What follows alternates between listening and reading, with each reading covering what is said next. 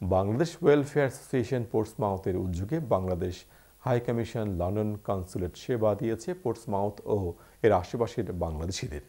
গত রোববার পোর্টসমাউথ জামি মসজিদে এই সেবা অনুষ্ঠিত হয়।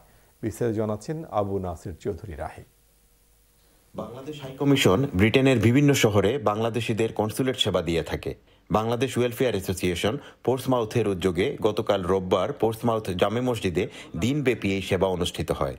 Passport, no visa required, birth certificate, passport renew, power of attorney সহ গুরুত্বপূর্ণ সেবা দেওয়া হয়।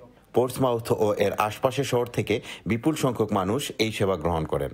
আসলে আজকে আমরা পাসপোর্ট বানাইতে আসছিলাম, যে আমার হাজবেন্ডের রয়েছে আর আমার রয়েছে না, আমার একটা প্রুফ আইডি লাগবে। আমি আজকে এসেছি আমার পাসপোর্টটা রিনিউ করার জন্য।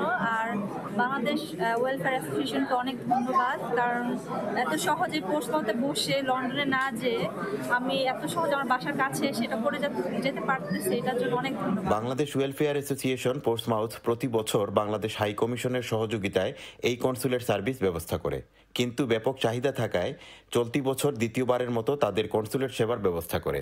এতে স্থানীয় বাঙালি কমিউনিটি উপকৃত। তাদের বিশেষ অনুরোধে পোর্টসমাউথে 2টি সার্জারি হতে যাচ্ছে এবং হচ্ছে, তার জন্য বাংলাদেশ ওয়েলফেয়ার অ্যাসোসিয়েশন পোর্টসমাউথের কর্তৃপক্ষকে ধন্যবাদ এবং কৃতজ্ঞতা জানাচ্ছি। বাংলাদেশ ওয়েলফেয়ার অ্যাসোসিয়েশন পোর্টসমাউথের সেক্রেটারি আমির আহমদ মিজান বাংলাদেশ হাই কমিশনকে ধন্যবাদ দেন। এমবিসির এবং বাংলাদেশ হাই কমিশনকে সবাই ধন্যবাদ জানাই যে তারাও আমাদেরকে সহযোগিতা করার কারণে আমাদের কমিউনিটি খুবই উপকৃত এই ব্যাপারে। পোর্টসমাউথ থেকে আবু নাসির চৌধুরী রাহি, চ্যানেল এস।